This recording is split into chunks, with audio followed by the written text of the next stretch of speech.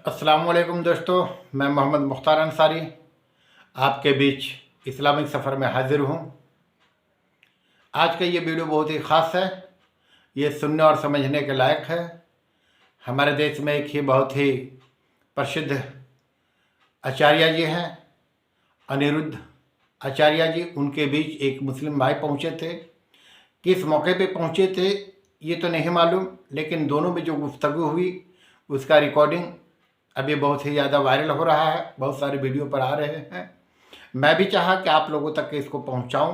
पहले उस वीडियो को देखें। निवेदन है, आप जिस दिन कुरान के हिंदी वर्जन को पढ़ लेंगे तो मुसलमानों के बारे में मान्यता ही आपकी बदल जाएगी। जो मुसलमान दिखता है वो मुसलमान नहीं है सर। अच्छा, जो मुसलमान है ही नहीं, जो दिखता है।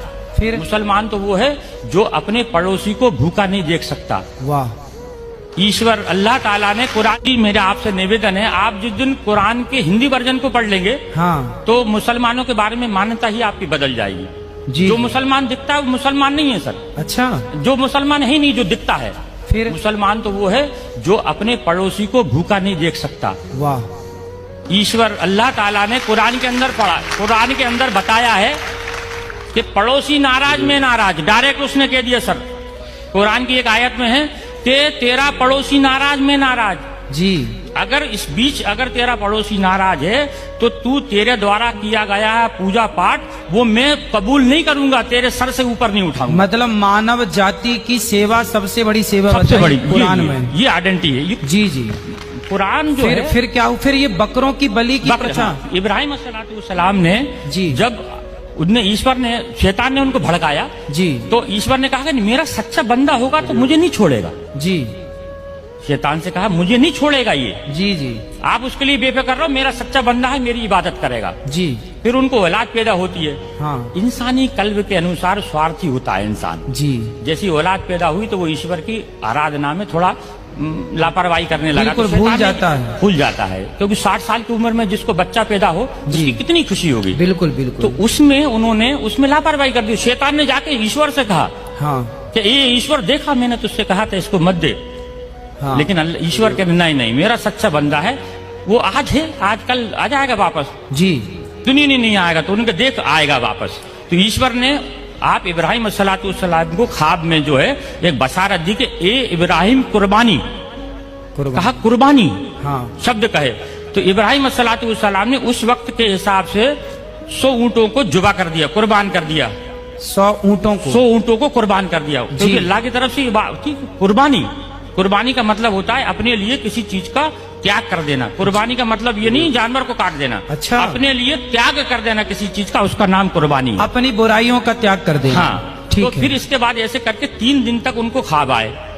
फिर उन्होंने चौथे दिन अल्लाह ताला से कहा, अल्लाह ऐसा क्या मामला है कि इतनी कुर्बानी देने के बाद तू मुझसे नाराज है, मेरी कुर्बानी को कबूल नहीं कर रहा। तो अल्लाह ताला ने कही कि इधर से चौथे दिन उनको बशारत हुई कि दुनिया के अंदर सबसे ज्यादा जिससे तू मोहब्बत करता है उसकी कुर्बानी। अच्छा। तो अब उन्होंने फिर अपनी पत्नी से कहा कि अल्लाह की तरफ से ऐसा आया है कि कुर्बानी मांग रहे हैं।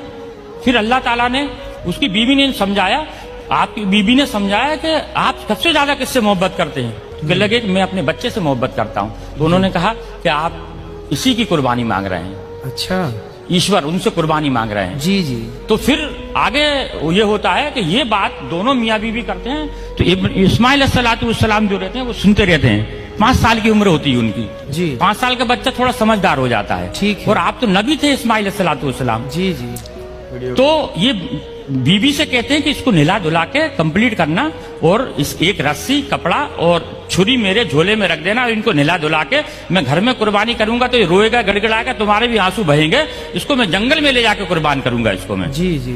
तब इब्राहिम अलैहिस्सलाम इस्माइल अलैहिस्सलाम को सुबह देखते हैं, उठ के देखते हैं तो इस्माइल अलैहिस्सलाम पहले से तैयार है।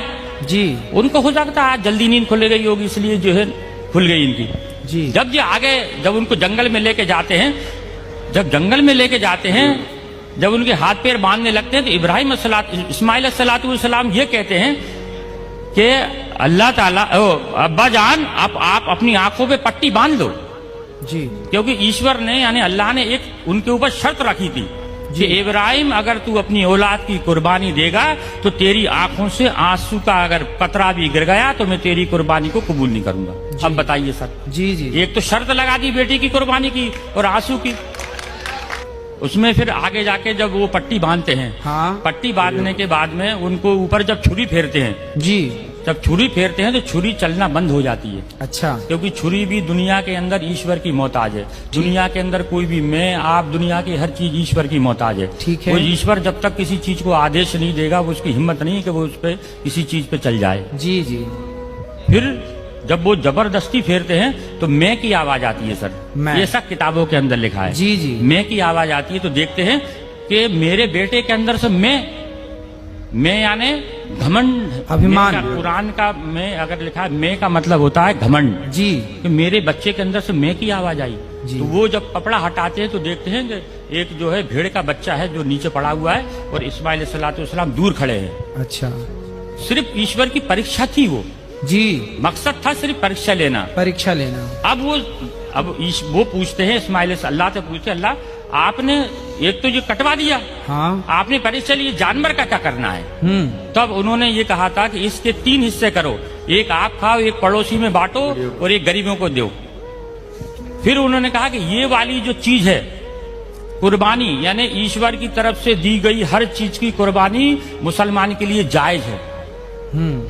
तो उसकी इस चीज को, उस घटना को याद करने के लिए लोग बकरा ईद पे कुर्बानी करते हैं। बकरा खाना मकसद नहीं है, हाँ, या बकरा काटना मकसद नहीं है जी। मकसद है सर सिर्फ उस चीज को याद करना कि अब बाप ने अपने बेटे की कुर्बानी सिर्फ ईश्वर के कहने पे दी, ये मकसद है। आप लोगों ने वीडियो सुन लिया, मैं उस पर तफसील से तो नहीं लेकिन थोड़े से वाक़या को मैं साफ कर देता हूँ। जब हज़रत इब्राहिम अलैहिस्सलाम को ख्वाब में ये मालूम हुआ कि अल्लाह उनसे कुर्बानी मांग रहे हैं, वो ख्वाब देखते हैं कि अल्लाह की तरफ से हुक्म है कि इब्राहिम तुम कुर्बानी करो। तो दूसरे दिन उन्होंने 100 ऊँट की कुर्बानी दी। फिर उसी दिन रात में फिर ये ख्वाब आया, फिर उस दिन भी, उसके दूसरे दिन भी उन्होंने 100 ऊँट की कुर्बानी दी। फिर उस दिन फिर यही ख्वाब, फिर तीसरे दिन भी उन्होंने कुर्बानी दी। मालूम यह हुआ कि उनके तरफ से फिर दुआ किया गया अल्लाह के पास, अल्लाह की तरफ, कि अल्लाह आखिर कौन सी कुर्बानी मैं दूँ। फिर उन्हें ये ख्वाब में मिला कि ऐ इब्राहिम, जो तुम्हें सबसे अफजल हो, जिसे तुम अपनी जान से भी ज़्यादा मोहब्बत करते हो, उसकी कुर्बानी दो। हज़रत इब्राहिम अलैहिस्सलाम बहुत ही गौर करने के बाद उन्हें ये समझ में आया कि मैं इस दुनिया में सबसे ज़्यादा अगर किसी से मोहब्बत करता हूँ अल्लाह के बाद, तो मैं अपने बेटे हज़रत इस्माइल अलैहिस्सलाम से मोहब्बत करता हूँ। क्यों ना इसी का कुर्बानी दूँ, अल्लाह तो शायद इन्हीं का कुर्बानी मांग रहे हैं। तो हज़रत इब्राहिम अलैहिस्सलाम अपने बेटे इस्माइल अलैहिस्सलाम को लेकर के चलते हैं। रास्ते में अपनी बीवी से इजाज़त ले लेते हैं, उन्हें उनसे छुरी झोले में रस्सी वगैरह वगैरह जो भी था लेकर के चलते हैं। जगह पर, एक मुतय्यन जगह पर पहुंचने के बाद वो अपने बेटे हज़रत इस्माइल अलैहिस्सलाम को बतलाते हैं। हज़रत इस्माइल अलैहिस्सलाम भी एक पैगंबर थे, उनका बचपना का वक्त था। उन्होंने सारी बाजरा को सुनने के बाद वो बोले कि अल्लाह, जब अल्लाह की मर्ज़ी है तो मैं इसमें कहाँ रोकने वाला हूँ, लेकिन मेरा एक शर्त है कि मेरे हाथ पांव बांध दीजिए और आप अपने आँखों पर पट्टी बांध लीजिए, ताकि मेरा गला ज़ब्ह करने के वक्त आपको किसी तरह से कोई हम पर हमदर्दी ना हो। हुआ ऐसा ही, हज़रत इब्राहिम अलैहिस्सलाम ने अपने आँखों पर पट्टी बांधी और उनके पैर हाथ बांध लिए, और जब छुरी से जब उनके गले पर चलाने लगे तो वो छुरी चली नहीं। बहुत ही मशक्क़त के बाद में फिर वो कोशिश किए लेकिन नहीं चली, तो गुस्से में वो छुरी को फेंक देते हैं। जैसा रिवायत में आता है, किताबों में आया है कि वो छुरी एक पत्थर से टकराई और पत्थर, छुरी की तेज़ धार की वजह से पत्थर चूर हो गए। बाद में अल्लाह से जब वो हाथ उठाकर दुआ करते हैं तो वहाँ पर एक दुम्बा हाजिर हो जाता है। फिर वो दुम्बा को वो ज़िबा करते हैं और उसी दिन से वो कुर्बानी का सिलसिला जारी है, जो आज तक के हम लोग उस कुर्बानी को वाजिब, जिनको पर वाजिब हो जाता है वो अदा करते हैं। और यही कुर्बानी का वाक़या है जो उस मुस्लिम भाई और अनिरुद्धाचार्य जी के बीच में जो बात हो रही थी। ये क्लिप बहुत ही ट्रेंड कर रहा था, मैं भी चाहा कि आप लोगों तक इसे पहुंचाऊं, मैंने आप लोगों तक पहुंचा दिया।